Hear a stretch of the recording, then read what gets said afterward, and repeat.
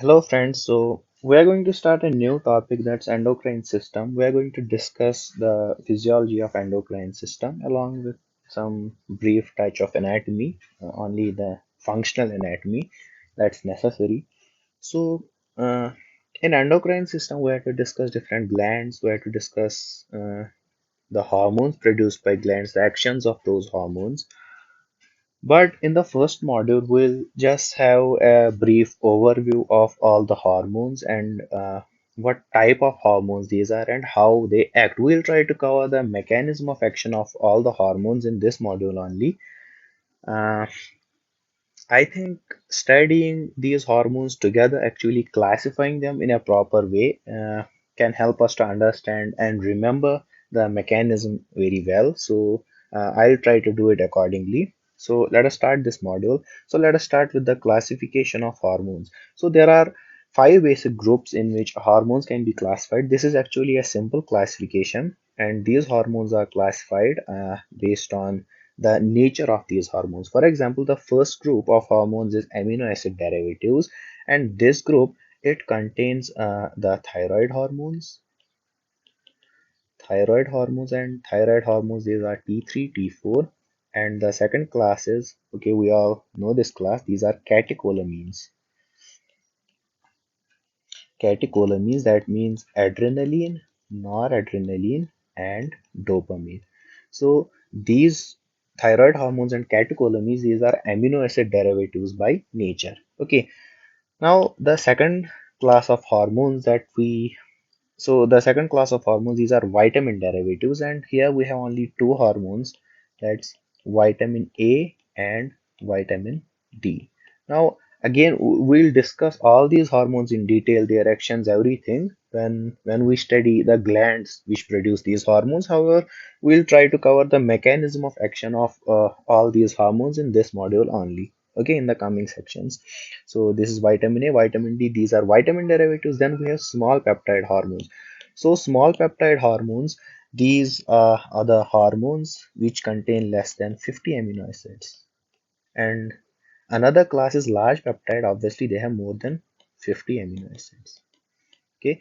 In small peptide hormones, we have all the hormones produced by hypothalamus and pituitary. Except, now exception is important. So we have three hormones which are not included in this class. So basically all hormones produced by hypothalamus and pituitary, they are small peptides except follicle stimulating hormone, luteinizing hormone, and thyroid stimulating hormone.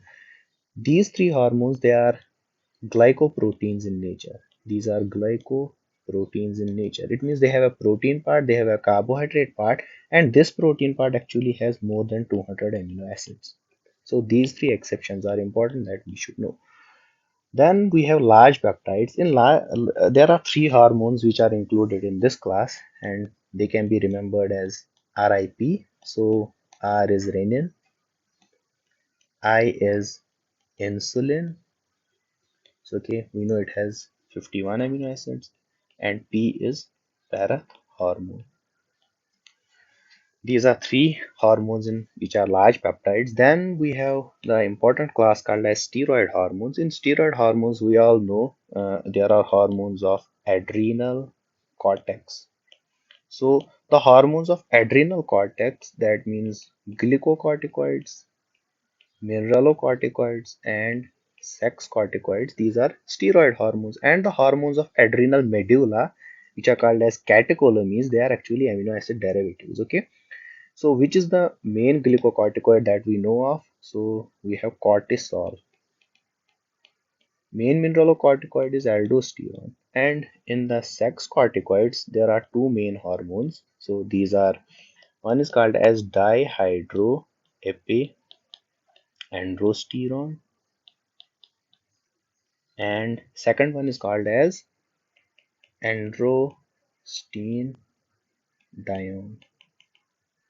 So these are two sex corticoids. So glucocorticoids, mineralocorticoids, sex corticoids, they are all steroid hormones. And other than these, we have the hormones which are produced by gonads itself. That means gonadal hormones, which are estrogen, progesterone, and testosterone. These are also sex steroid hormones. Okay, so this is the basic classification.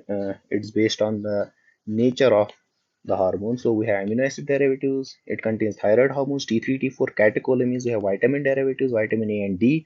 We have small peptides having less than 50 amino acids. Okay, these are all the hormones produced by hypothalamus pituitary except follicle stimulating hormone, luteinizing hormone, thyroid stimulating hormone, which are glycoproteins. Then we have large peptides, that means having more than 50 amino acids. It includes hormones like RIP, that means renin, insulin, and parathormone. Then we have last category, steroid hormones. These are hormones produced by adrenal cortex and produced by gonads. That means estrogen, progesterone, testosterone, and adrenal cortex produces cortisol, aldosterone, and sex corticoids. Okay, so this is the basic classification of hormones. Now we have another classification which is kind of much more important classification because that gives us some idea about the mechanism of action of hormone, and that's the classification that's useful in studying these hormones and understanding their mechanism of action. So straight away let's put that classification. Okay, so as per this classification, this is based on the receptors. Okay, receptors. Hormones, they can be classified into two groups, group 1 hormones and group 2 hormones. Okay, now let us try to understand if this is a cell. As you can see, this is a cell, this is cell membrane, and this is the nucleus of the cell. This is nucleus of the cell. There can be two types of receptors. The receptor can either be present on the cell membrane or it can be present inside the cell. Inside the cell, it can be present either in cytoplasm or in the nucleus itself. So the receptors which are present on the cell membrane, these are called as those hormones are called as group 2 hormones. It means there are two main groups, group 1 and group 2. So group 2 hormones are the hormones which have receptors on the cell membrane. So these are group 2 hormones, and another we have group 1 hormones. These are the hormones whose receptors are present inside the cell. That means either in cytosol or in the nucleus itself. Group 1 hormones, group 2 hormones. So let us start our discussion with group 1 hormones. Okay, so group 1 hormones, they have intracellular receptors, and these intracellular receptors, they can either be cytoplasmic receptors, that means type 1 receptors, or nuclear receptors. So again, inside the cell, if the receptor if the receptor is present in the cytoplasm, then it's called as type 1 receptor. If it's present in the nucleus, it's called as type 2 receptor. Type 2 receptor, and both these receptors, they are included in group 1 hormones. Group 2 hormones is a separate group having cell membrane receptors. We'll get to that part later. So group 1 means they have intracellular receptors. They can either have cytoplasmic receptors or nuclear receptors. That means type 1 or type 2 receptors. Now, group 1 hormones. Now the question is which hormones are included in group 1 hormones. Now we can remember this. Okay, we can use a simple acronym TAGS. It's tags. Okay, tags. So okay, I'm going to use different color for the last two, TAG and S. Okay, T is the thyroid hormone. Thyroid hormones, that means T3, T4. A means vitamin A and vitamin D. G and S, G means gonadal hormones and S means steroid hormones.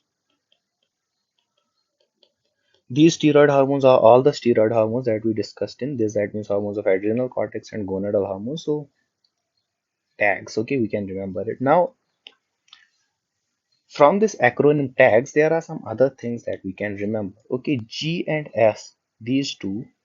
So these are all group 1 hormones, and these two, G and S, they actually have type 1 receptors. That means they have cytoplasmic receptors. And T and A, these two, that means thyroid hormones, vitamin A and D, they have type 2 receptors.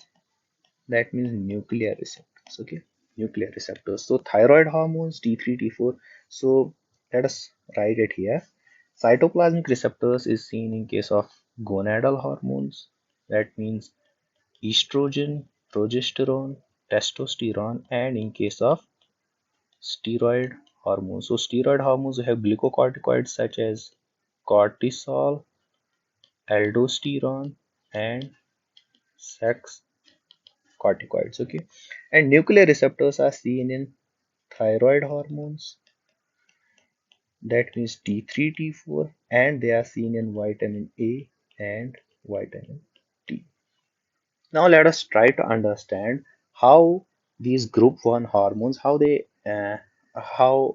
receptors are present inside the cell and how they act. Okay, so for that, let us refer to this simple diagram. Okay, this is a cell, this is the cell membrane, and as you can see, sorry, this is the nuclear membrane.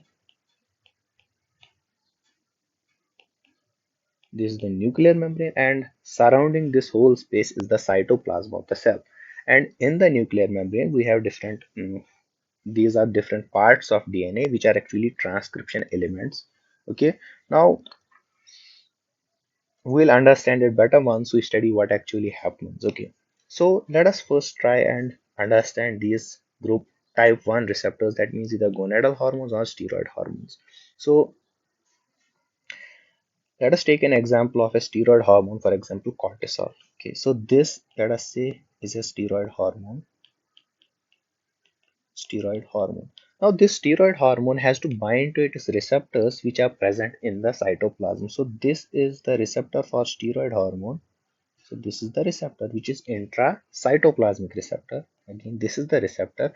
When steroid hormone is not present, okay, let us say steroid hormone is not present. During that time, this receptor remains associated with what is called as heat shock protein. So it's associated with heat shock protein. Once hormone comes, let us say this is steroid hormone.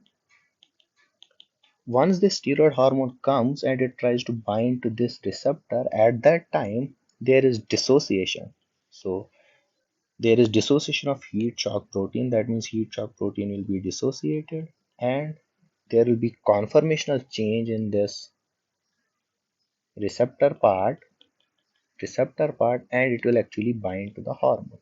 Now this is hormone receptor complex, and this hormone receptor complex, it crosses the nuclear membrane, and in case of steroid hormones it fuses with a part of DNA which is called as glucocorticoid responsive element. So it fuses with this part of DNA. This part is called as glucocorticoid responsive element, and once it binds to this, it causes activation. So there will be transcription and followed by translation, and translation will result in formation of a protein which will cause the required action. Now what those actions actually are, they are different in case of different steroid hormones. We'll study that when we study individual hormones. This is the basic mechanism of action for all these uh, group for all the hormones having cytoplasmic receptors. That means for estrogen, progesterone, testosterone, cortisol, aldo, all they follow same mechanism of action. They bind to this important component. It's called as glucocorticoid responsive element. Now let us try to understand the other hormones. That means the hormones having nuclear receptors. That means thyroid hormones, vitamin A, vitamin D. Okay, let's take example of vitamin D. Let us say this here is vitamin D. Now the receptors, they are present in the nucleus itself. There are nuclear receptors for vitamin D. That means receptor will be present in the nucleus itself here, right here. So this vitamin D is going to bind to this nuclear receptor, and together this is the hormone receptor complex. It causes activation of this element of the DNA. This is called as thyroid responsive element. This is called as thyroid responsive element. Once there will be activation of thyroid responsive element, that will eventually cause translation, and translation will result in formation of proteins, and these proteins will produce the required actions. Okay, let me give a simple example. Let's say vitamin D. We all know vitamin D helps in absorption of calcium. So here translation will result in formation of maybe calcium channels, and calcium channels will cause more uptake of calcium. So that's how these hormones function. So this is the basic mechanism of action of all the hormones having uh, intracytoplasmic and intranuclear receptors. So basically group A hormones, okay, group 1 hormones. Again, group 1 hormones, like, it can be remembered by simple acronym tags, okay, thyroid hormones, vitamin A, vitamin D, gonadal hormones, and steroid hormones. Now let's move to another group. These are called as group 2 hormones. Group 2 hormones, as the name says, sorry, name does not say this. As I have written here, they have receptors present on the cell membrane. So they have cell membrane receptors, and these cell membrane receptors can actually further be divided into four groups. Okay, they can be divided into four groups. They can either be G protein coupled receptors. So GPCR stands for G protein coupled receptors. TK receptor, it stands for tyrosine kinase receptors. They can be tyrosine kinase, they can be JAK-STAT receptors. Okay, JAK-STAT stands for Janus kinase receptors, or they can be serine threonine kinase receptors. So these are four main types of receptors, and the most important group of these cell membrane receptors, these are G protein coupled receptors. So these are very important type of receptors. Tyrosine kinase and JAK-STAT receptors, they are also important because there are some hormones that follow this mechanism of action. So we'll study but not in that much detail. In detail, we are going to study G protein coupled receptors. Serine threonine kinase receptors, we also have some hormones that follow this pathway, but it's not that important. Okay, so let us straight away start our discussion with G protein coupled receptors. Okay, so if we talk about G protein coupled receptors, so basically the receptor itself, okay, this here, these two black lines, so this shows cell membrane. So this is the cell membrane, and this green and red part is the receptor part. So G protein coupled receptors, as the name says, it's some type of a receptor that's coupled to G protein. So there are G proteins, and we have some trans membrane proteins.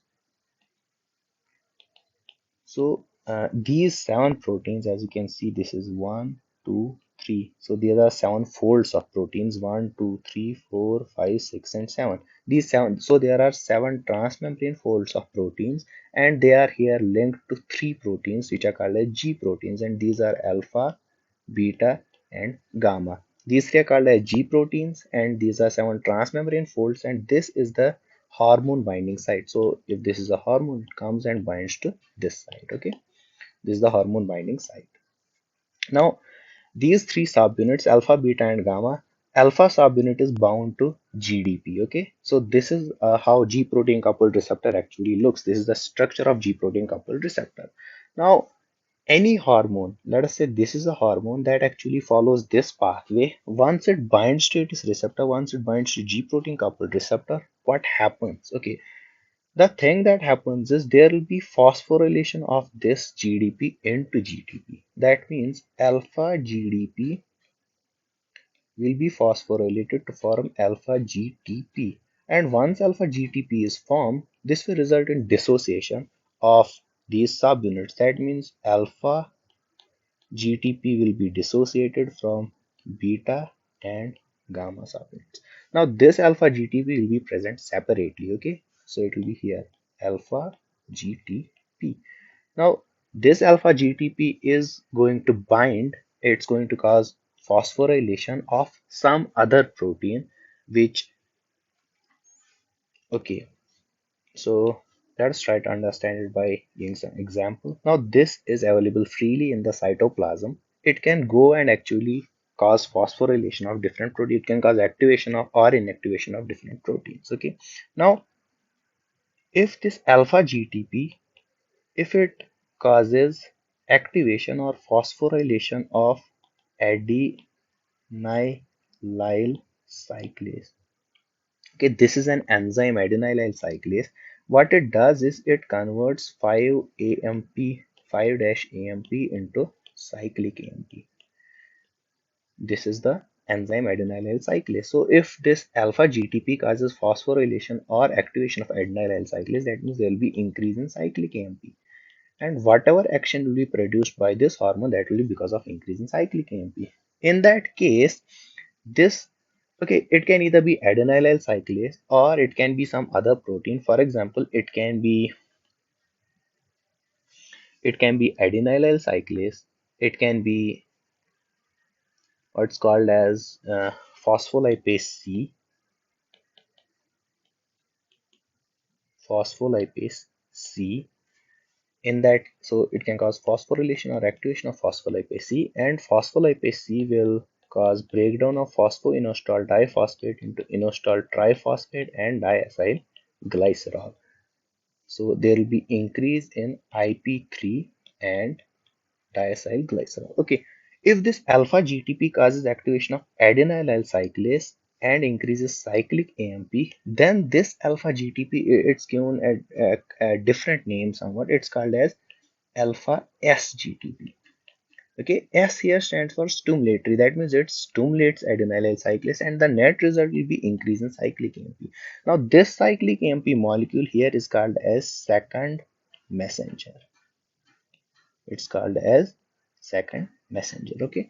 Similarly, alpha GTP, if it causes activation of phospholipase C, phospholipase C will cause increase in inositol triphosphate and diacyl glycerol. So inositol triphosphate and diacyl glycerol here are called as second messengers. Second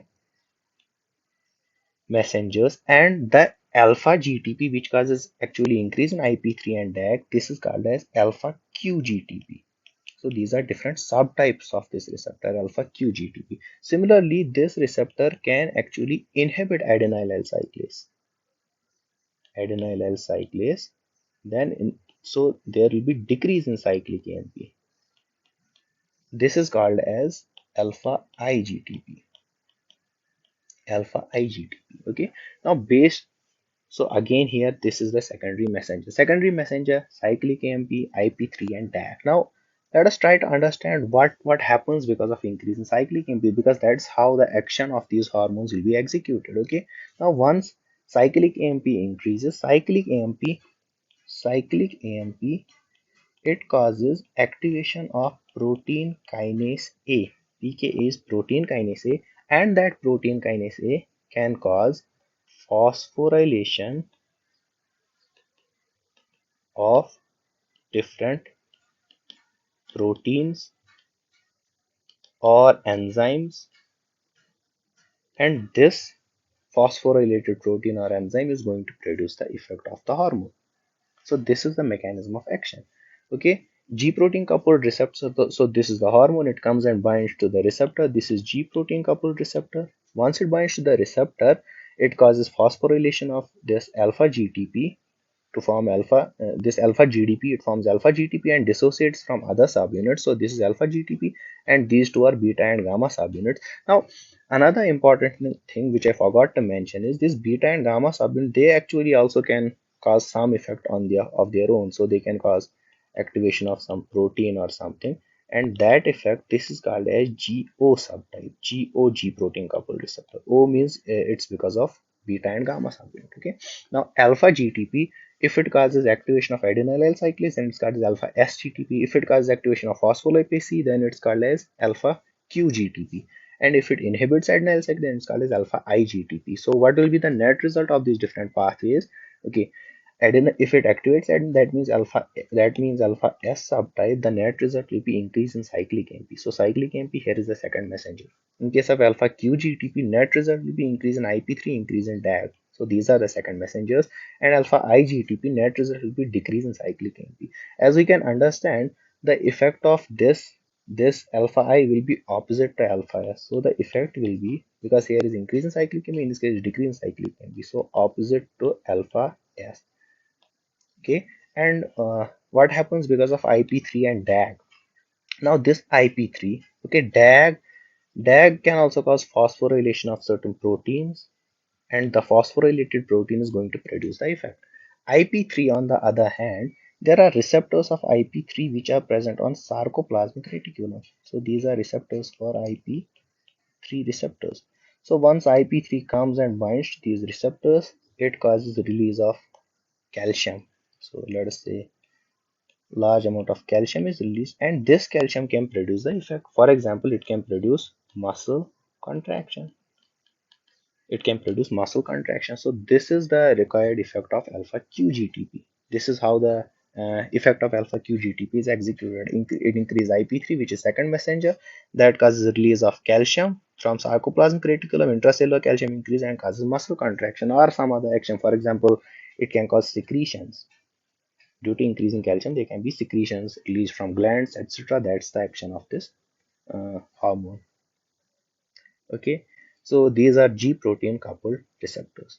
I hope you got this part, because this G protein coupled, it's the main and most important receptor in the category of group 2 receptors, G protein. Now we have these receptors, tyrosine kinase receptors, Janus kinase receptors, serine threonine kinase receptors. We'll briefly have a look over these receptors as well. Okay, before that, this table, okay, we're going to cover it afterwards. So first let us take a look at these two receptors. So we have tyrosine kinase receptors and Janus kinase receptors. Now both these receptors, they are present as monomeric forms. Okay, as you can see, this is one receptor, this is another receptor, these are present as monomers. Now once hormone comes and binds to these receptors, hormone binds to both these receptors, so there will be, because of, if let us say this is hormone, there will be dimerization. So hormone is going to bind to these receptors, and at the same time there is going to be dimerization of these receptors. Dimerization. So as you can see, this is one and this is two, dimerization of receptors. And after this, once hormone binds to these receptors, there will be phosphorylation of the part of receptor. Now it depends on which part of receptor will be phosphorylated. For example, this receptor can have tyrosine residue. So it's shown right here. This is the tyrosine residue. If this tyrosine residue gets phosphorylated, then it's called as tyrosine kinase receptor. That means in tyrosine kinase receptor, tyrosine residues get phosphorylated, and this part which gets phosphorylated can actually be Janus kinase.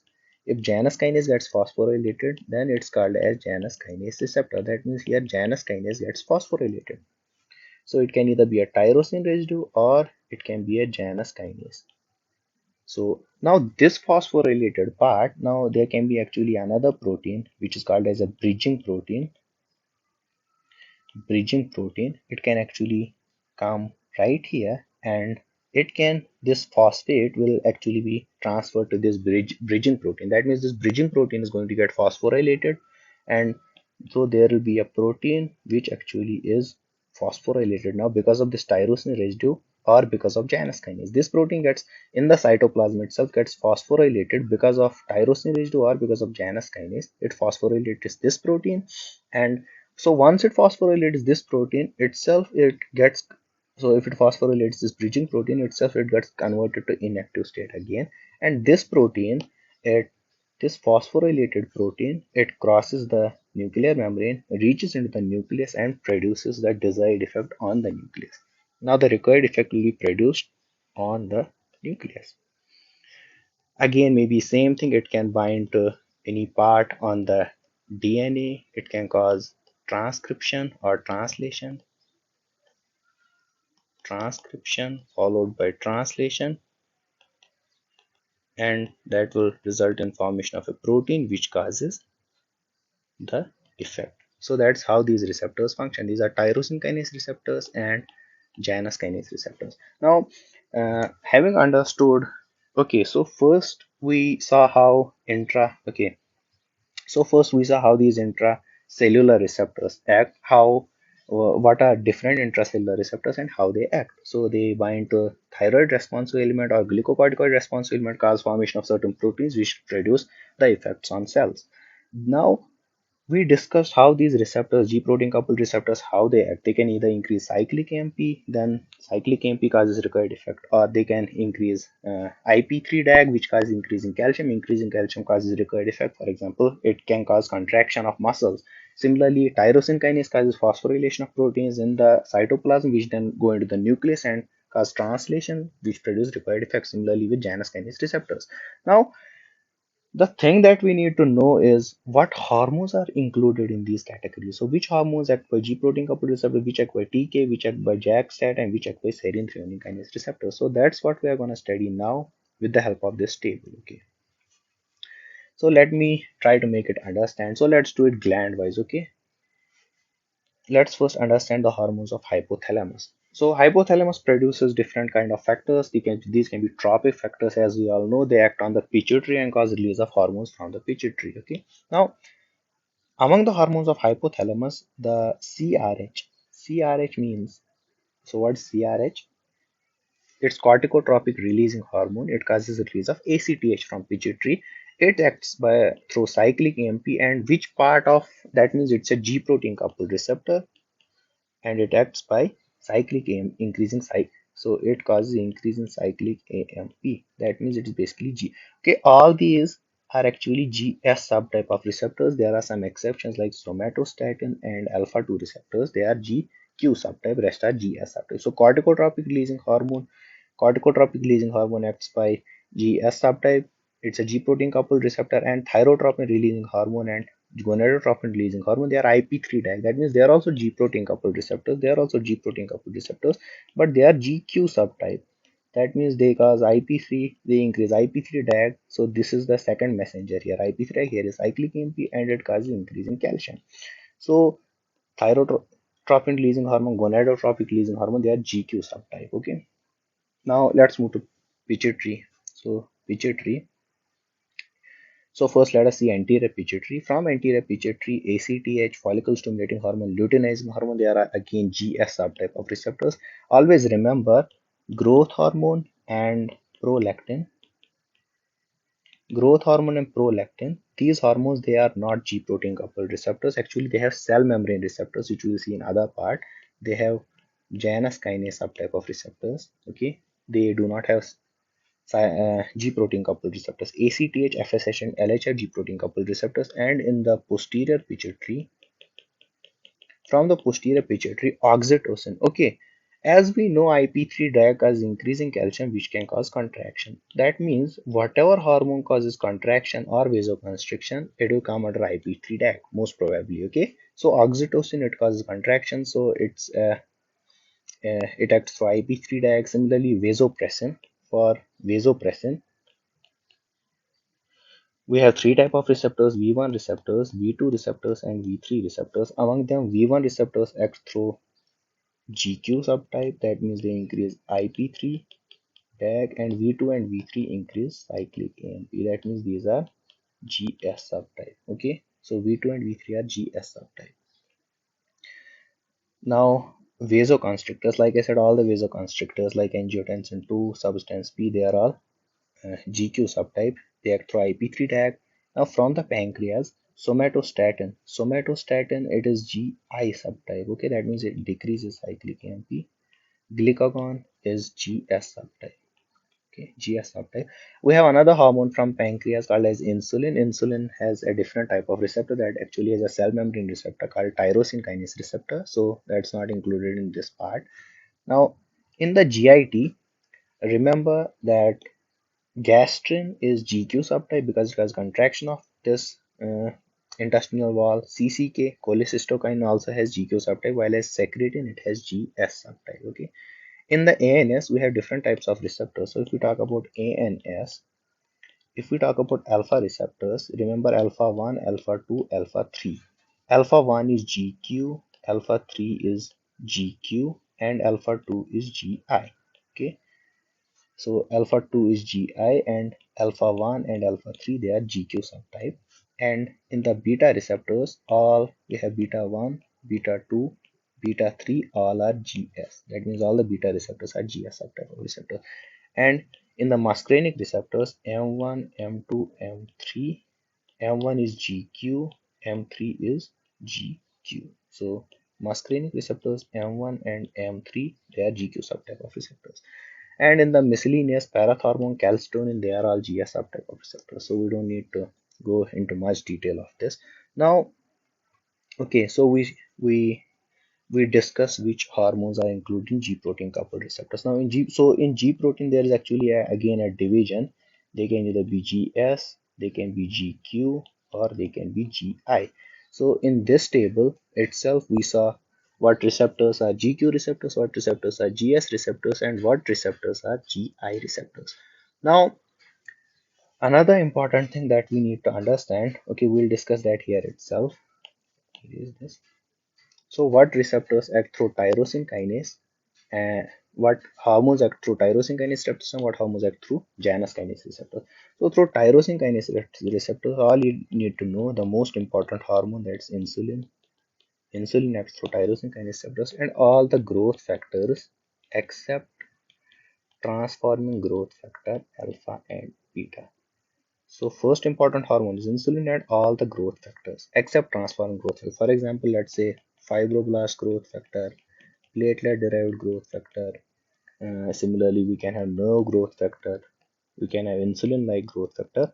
All these act through tyrosine kinase receptors. All these act through tyrosine kinase receptors, but not transform growth factor beta and transform growth factor alpha. Transform growth factor alpha and beta, they are actually serine threonine kinase receptors. Transform growth factor alpha and beta, they are serine threonine kinase receptors. Other than that, we have inhibin and activin and bone morphogenic protein. These act through serine threonine kinase receptors. In Janus kinase receptors, like I already said, there are two important hormones. These are written in a different color. Okay, so we have growth hormone, we have prolactin. They act through Janus kinase receptor. Okay, there are a lot of similarities between growth hormones and prolactin, because of which they are called as twin hormones. Okay, just remember they are called as twin hormones. And other than this, we have one more hormone called as EPO, or erythropoietin, which acts through Janus kinase receptors. So this is now, you can easily explain mechanism of any hormone. Let's say if you had to explain the mechanism of insulin, we'll just recall this table. It acts through tyrosine kinase receptors, and the rest will be as per tyrosine kinase receptors. So tyrosine kinase is going to bind to this. So this will be true for all the receptors, all the hormones which act through tyrosine kinase receptors. So this was a brief introduction about different hormones. So we discussed different classifications of hormones based on the nature of hormones, based on how hormones act and their receptors. Then we divided them into intracellular receptors, cytoplasmic and nuclear, then group 2 cell membrane receptors, G protein coupled receptors, tyrosine kinase, Janus kinase, serine threonine, and the examples of all the hormones that are included in these classes. So this was all about the basic hormones and other things. Now in the coming section, we'll discuss individual glands in detail. Thank you.